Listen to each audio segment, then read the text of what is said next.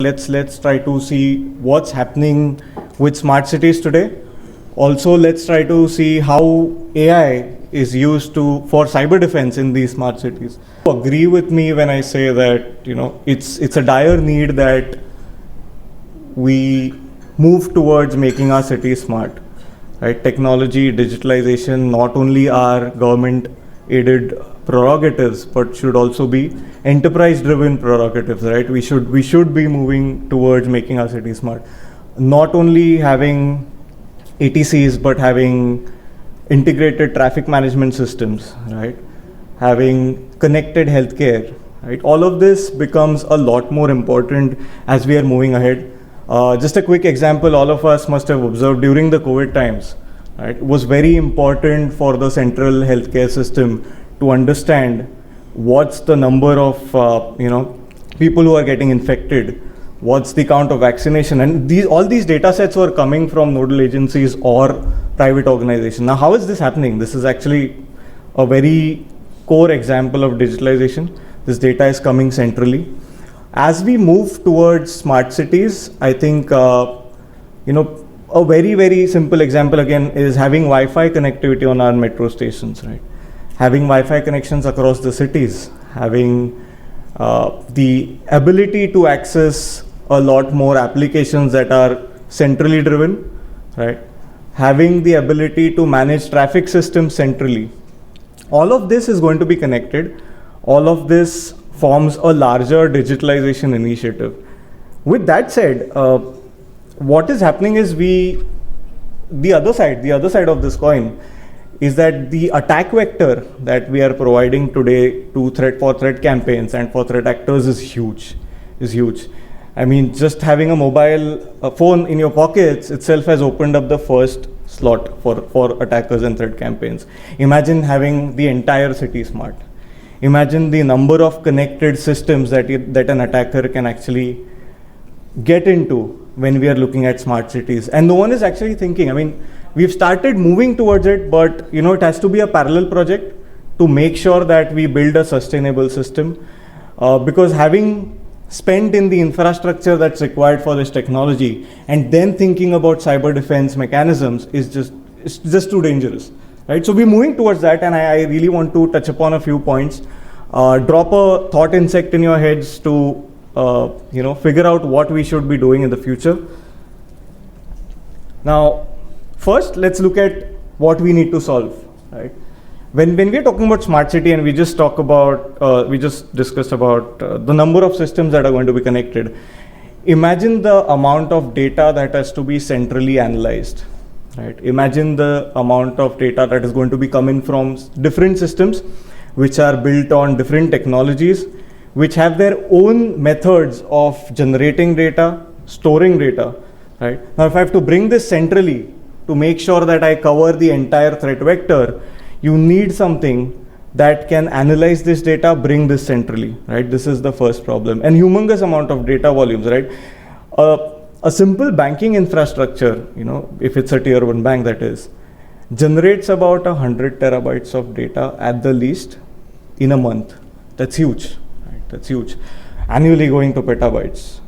How do you store this? How do you make sure that different technologies generating data into different types are getting stored centrally and you're able to make sense out of that data? That's the first. Second problem is human involvement, obviously.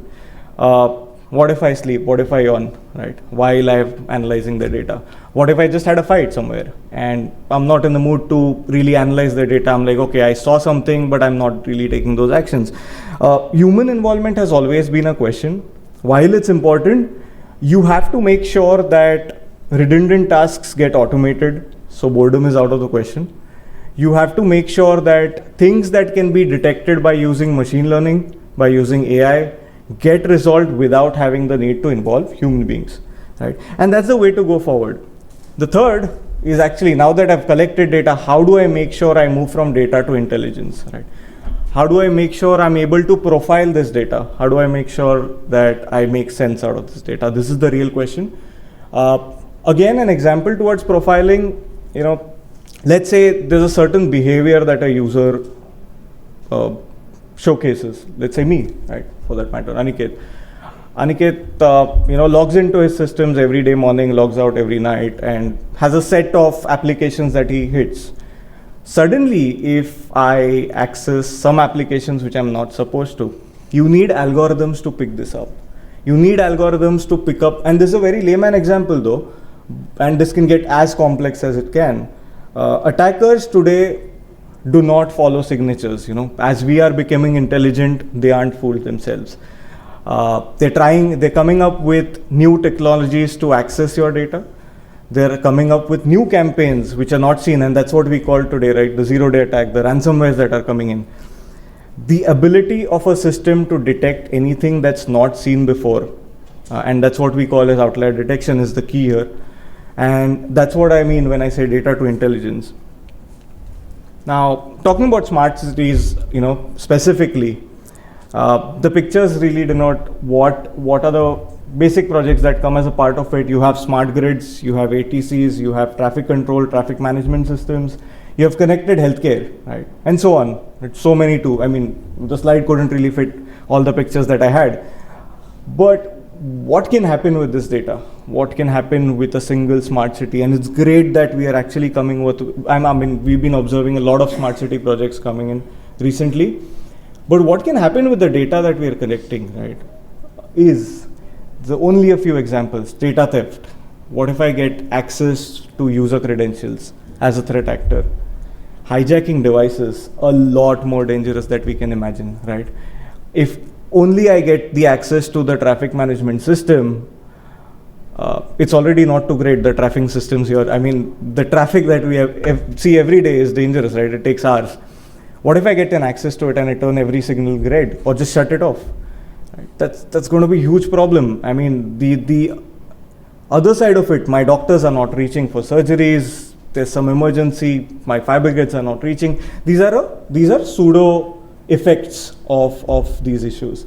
DDoS. Now, DDoS is distributed denial of services. What happens in this essentially is I, as a threat actor or I, as a threat campaign, overload your systems enough for it to malfunction or not function at all, right? I just keep on shooting on your systems so that it does not have the compute or processing power to process what it's meant to do, right? And these are very common attacks happening on enterprises today, while the attackers are having or keeping an eye on the smart city projects, right? This is something that is very important for us to be aware of. Ransomware, it starts with your mobile phone, it goes to your endpoints, it goes on your servers. A lot of recent examples with not only these types of attacks affecting non-IT companies, but even IT companies have recently failed to detect these things, right? Essentially what happens is someone drops a malware that's just a virus file which goes, and I'm just talking in very simple terms here, that file really goes into your boot or your startup file, right? So every time you boot your system, it actually executes, and there's nothing you can do about it, right?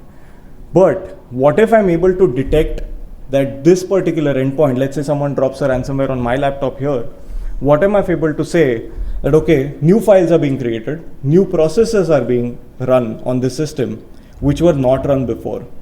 That means I'm creating profiles and I'm saying that this laptop never saw such kind of processes being executed. And that's where the detection paraphrase comes into the picture, right? So this is what can happen. This is how dangerous it can be. And we really need to be aware, not scared, but aware, so that we can take necessary actions. Now, what's needed to solve these issues, right? Now that we are, I'm hoping that I do not scare everyone, but what is needed to actually solve this problem? One is that we have to scale effectively, and while scaling effectively is a general term, you'll have tremendous amount of data like we spoke before, or like I said before. Now, how do I make sure that I'm able to store this data effectively, not by infrastructure on day one, scale as and when that data comes in? Because your organizations or your cities are going to scale. There are more and more devices that are going to get connected to that smart city. And to make sure that you're able to scale effectively as and when more and more data comes in. The second point, and I cannot stress on this enough, is the ability to detect outliers, right? Having rules is a very simple way to go, right? I can say, okay, 5 times I'm not able to log into my system, send an alert, right? That's a very simple rule. I mean, and how many rules can you build? But the ability to run ML models, the ability to detect outliers, the ability to use AI to make sure that we are able to detect any anomaly in the behavior of user or even your endpoints or even your servers is the key today. Right? And this is what is needed. Third is the automation aspect. Now in automation, what if I detect something, right? Do I need a human to really say, okay, I've detected something, I will go manually and shut it or close it? That's not humanly possible, right? There are going to be delays, there are going to be consistency issues and efficiency issues, right, when it comes to human. What if I say that I'm going to detect something, I'm going to give you the ability to automate it completely, right? A very, very simple example again, let's say I'm a bank in India, I have no business in China, and someone from China is trying to do something fishy on my systems. Do I wait for a human being to get involved to really block that particular IP? That's not really the way to go. What I'm going to do is I'm going to build a playbook which automates this, which validates this, and make sure that that guy is blocked the very second he tries to infiltrate my system, rather than waiting for the human intervention. Right.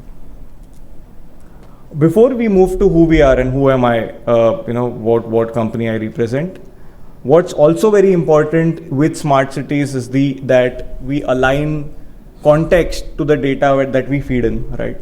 Every city that we are dealing with today will have a certain behavior, right? Local behavior, regional behavior.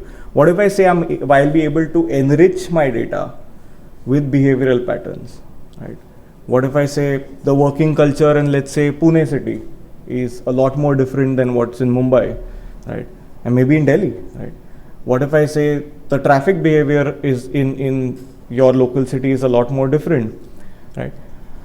And all this data is coming centrally now. So if I have the ability to enrich my tremendous data volumes with local contextual data, the effectiveness of detecting attacks is going to be a lot more different, right? And that's what we are trying to do, right? That's what we do as a firm, as a product, as a solution. We have about 20 decades of experience in cybersecurity. We've been, doing this for about 20 years. Our product is essentially a combination of a big data, right? So you can store a tremendous amount of data. We offer a tremendous amount of compressions on that data. So essentially saving you a lot of infrastructure, right? We also use machine learning. We spoke about adding contextual reference to the data. You can do that with this. We help you to detect outliers without having to write a single line of code, right? We are able to learn from the data that comes in day out. So we have machine learning models which can get trained and retrained. We provide predictive, investigative, references to an analyst saying that, okay, if you see this condition, these are the 5 things that you should do for investigation. Right? And once this suggestion is given, we provide the ability for that fellow to automate the entire process so that he doesn't have to do it the next time. While he can feed this data to a machine learning algorithm to make sure that it gets retrained and based on the behavior, upgrade itself, right? And you can see the line, we are a Make in India company, we're based out of Mumbai, present in a lot of enterprise and government customers that we are serving today. A lot of use cases that we've been lucky to see, and we've been lucky to solve them for a lot of customers. One of that comes to my mind is a banking customer, right? A lot of transactions happen in a day, tremendous amount of transactions, right? Tremendous amount of money gets involved. These transactions can very well get read. These transactions can very well get, and it can happen to any one of us, right? I mean, what if I'm sending my money, never reaches the destination, right? What if I'm sending my money, it vanishes with the bank knowing nothing about it? It gets stolen, or it goes into a very different account, which hops and hops and hops and lands up somewhere in Bangladesh. What do I do, right? So we've been trying to solve such use cases, right, where we're able to monitor SWIFT transactions, applications, right, where we're able to detect that a user, say Aniket, is sending a date, or is making 10 transactions a day, usually. Today, he did 15 transactions suddenly, and to accounts that he has not sent this before. as point number one, you may say, I mean, today I can very well send it to 5 different people, but this is an important aspect to alert, while you can train this data again to your models to make sure that this doesn't get detected the next time, right? So we're trying to solve such kind of problems for our customers, and we're very, very excited to, venture into the smart city space, help smart cities to make sure that the tremendous amount of data that they'll generate gets protected. There's no issue that they face in terms of cyber defense. While cybersecurity in totality is a huge, concept or a ball of multiple technologies, you need defense mechanisms to make sure no one attacks you, right? While there's a different paraphrase wherein within cybersecurity you can attack and figure out where the vulnerabilities are, there's always going to be someone who's going to figure out a way inside your network, right? And hence defense is more important. So that's who we are. And I'm pretty much done with what I had to say. It was short. I hope I saved time for lunch. Thank you so much for your time. And if you have any questions, we can quickly go through it. Perfect. Thank you so much. Thank you, Aniket. And before we break for lunch, requesting you once again, Raj, to please present a memento on behalf of all of us here at ICRA to Aniket for that presentation. Right, ladies and gentlemen, NIF is also one of our sponsors for this event. So we thank them for their association.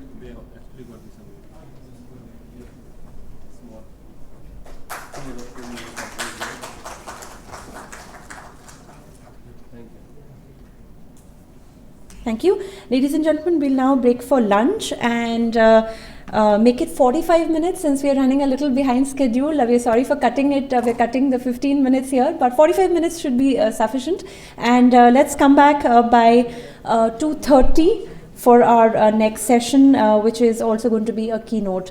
And the lunch is at the same place where we had it yesterday, the mezzanine floor. The way is from the first floor, and if you can, spare a few minutes to go around the exhibition area. Thank you.